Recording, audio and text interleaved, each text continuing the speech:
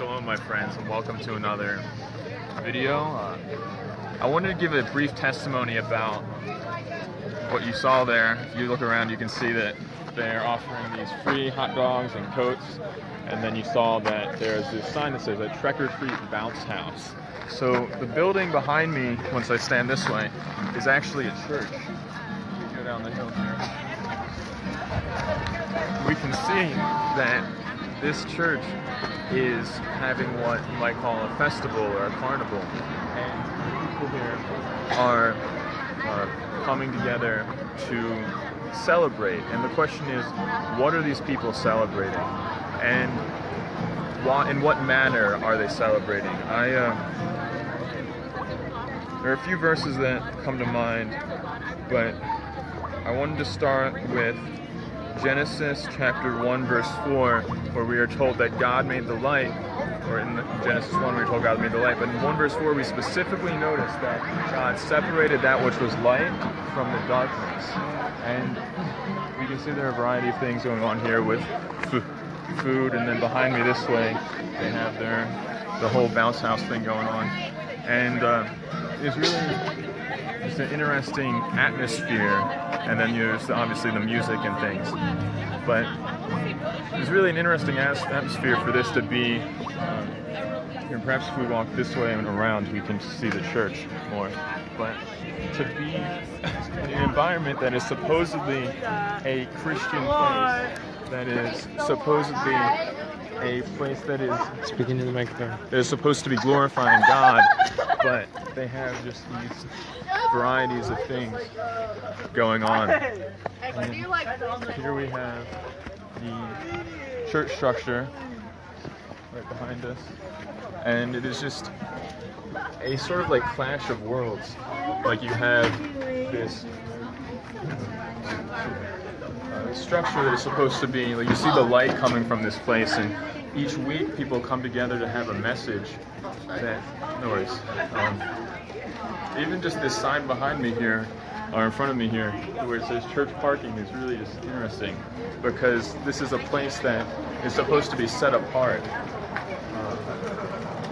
I'm sure we can just get a glimpse of the world here. Nope, don't think so. But it gives you just this whole insight is this place where, I wonder what this sign says here. Yeah. So this sign talks about their meetings they have, they're celebrating their changed lives, having, the free meals here, and they celebrate recovery. And it's a really awesome thing to see a church do things that really glorify God, to feed the poor, to really encourage and edify others. But my question is, does this glorify God? Because we are told, in whatsoever you do, you could help me out if you can, if you know the verse. Whether therefore you eat or drink or whatsoever you do, do all to the glory of God. Thank you. And that is a really powerful statement, and it is something that I endeavor to live by, to constantly be living in such a way that I can glorify God with my actions. And it is fascinating to see both of these things going on, to have this let me just get over here. I want to share a verse, but what I was in the middle of saying is, it's just fascinating to see this light and darkness so close to each other. It's like a confusion, you could say. And the word Babylon itself means confusion, to have that there be babble, and very hard to be understood, something that does not really make sense. So we saw that one of the first things God did in the creation was He separated that light from the darkness. And you see, one of the verses that is really powerful to me is in 2 Corinthians 6:14. We read, "But be not unequally yoked together with unbelievers. For what fellowship hath righteousness with unrighteousness? And what communion hath light with darkness?" And in Ephesians 5:11, let us walk this way. So In Ephesians 5 verse 11 we read, "And have no fellowship with the unfruitful works of darkness, but rather reprove them." In 1 John 1:6 it is written, "And we say that we have fellowship with him." I wonder how loud that will be on the microphone. But, and we say that we have fellowship with him and walk in darkness, and we lie and do not the truth. It is just a strange sight to see. And even, I'm curious what is going on down here. These people gathering in costume, and they have this is new to me, I think it is a more country custom, because buildings are so far apart in the country, and people still want to practice in their Halloween festivities. Watch the hill there. There's this custom that they call trunk or treat, where people gather up, they open their trunks, and instead of knocking on doors, they do this. They have this custom of going from trunk to trunk instead of door to door. So it's just a really fascinating thing. Do you have any verses that might be pertinent to the subject that are on your mind? How 2 Thessalonians says, "Avoid the appearance of evil. Have no fellowship with the unfruitful works of darkness, but rather reprove them." Amen. In Ephesians. Also,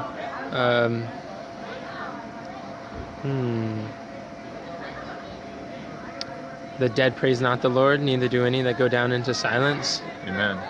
In 1 Thessalonians 5:22, which was just referred to by Brother Enoch, we are told to abstain from all appearance of evil. And what is the entire premise of a costume? Is to put upon yourself, quite often, the literal appearance of evil, to dress up as death or a zombie or a vampire or whatever other the devil himself. The devil himself. And this is just really fascinating. So it just, the one thing I wanted to conclude with, which is the title of this message, is we can get this here in the shot behind us, is that the world has festivals, the world has carnivals, the world has these things that are to pertain to the entertainment, to the flesh. The very word carne in Latin, do you know the root language? I think it's Greek. Okay, if it in the root language, whether it perhaps Greek, it means it's pertaining to the flesh. Do you know a better definition? Well, I know Romans 8 says the carnal mind is not subject to the law of God, neither indeed can be. And the works of the flesh are manifest, which are these, and then it describes witchcraft and all the Halloween stuff that we do. Yes. So the very carnival is really rebellion against God, the carnal flesh. Yes. So it is just, this word carnival, it means pertaining to the flesh. It means, it basically is a place you would go to satisfy the lust of the flesh, the lust of the eyes, the pride of life, to dress in a way that is pleasing to others and satisfies your own vanity, to partake and eat of things that are satisfying to the flesh, but just that those pleasures of sin for a season are just concentrated at these festivals and carnivals. And Christians are seen at these places. Churches even host events like this. This is a church that we are standing on their property, and behold what you see behind me. I read a book called Mr. World and Miss Church Member. It was a really great allegory written in the 1800s, I expect, and published in the year 1900. And it writes about the observation, like the one character is observing these things happening between the characters Mr. World and Miss Church Member. And that is not the relevant part, but the relevant part is that in this allegory, the person who is having things revealed to them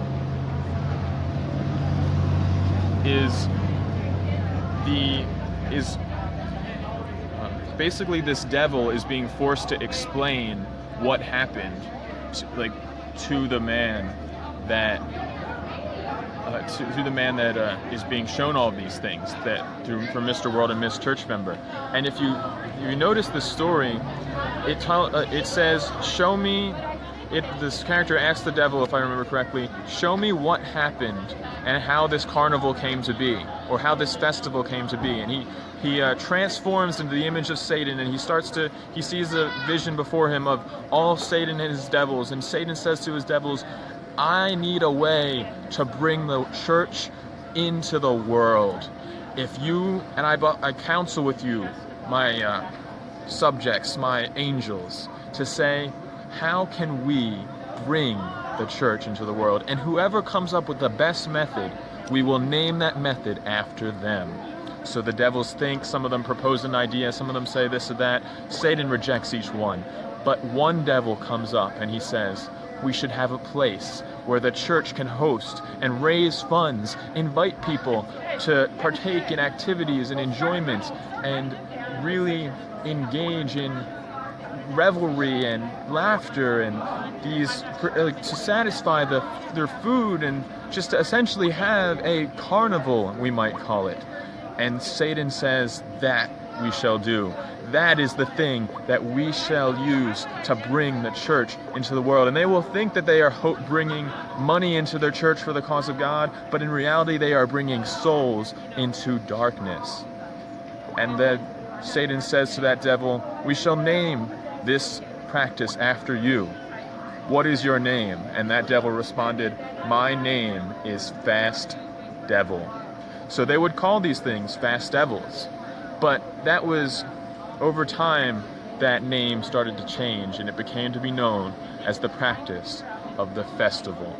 And these things happen all over the world. Harvest festivals, church festivals, celebrations. This whole celebration movement of churches is trying to even bring this practice of festivals into the church itself. So, as we conclude here, I just wanted to close with a few verses that really make it plain that we ought not to be associating with these witches and wizards and things. Exodus 22:18 goes so far as, thou shalt not suffer a witch to live.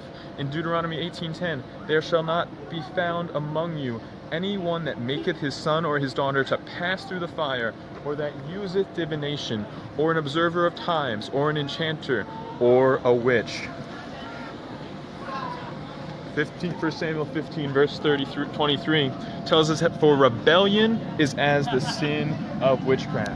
And if to practice such wickedness is not rebellion, and to practice witchcraft, which is plainly sin, it just baffles me that people might be able to call themselves Christians and bear the name of Christ and truly be bearing the false witness. For Christ, I would never imagine, would find himself here amongst those participating. He may for some reason have gone into such a place to reach the people and truly deliver a message of truth, but he would certainly not be amongst the first word that comes to mind here is shenanigans that is going on here. Nahum 3 verse 4. Behold the multitude of whoredoms of the well-favored harlot, the mistress of witchcrafts, that selleth nations through her whoredoms, and families through her witchcrafts. Acts 8 verse 9. But there was a certain man called Simon, which before time in the same city used sorcery, and bewitched the people of Samaria, giving out that himself was some great one. This was about exaltation, about personal pride, and he was practicing witchcraft, performing great wickedness. He goes on to say that, and to him they had regard because of of long time he had bewitched them with his sorceries. These things are enchanting. If you look at this whole world, you see these signs, you see the people gathering, you see the people on the streets. This place is more active, more busy than almost any other night of the year. Perhaps the most busy and most active. But for what? For God? No. For self, Mercy. For sin, for vanity, for things that fade away. If only we could have a revival, a uprising, a movement of people so passionate about something sincere and genuine and meaningful, rather than this foolishness, this rebellion, this witchcraft. So my appeal to you today is to consider who you glorify with your actions, with what you eat and what you drink and whatsoever you do. Do all to the glory of God. So thank you for watching. If you've appreciated this message and you think it is meaningful or you've been touched by it, please comment. Please tell me what you think. Tell me how it could be improved, and please share it with others. So thank you so much for watching, and may God bless you this night.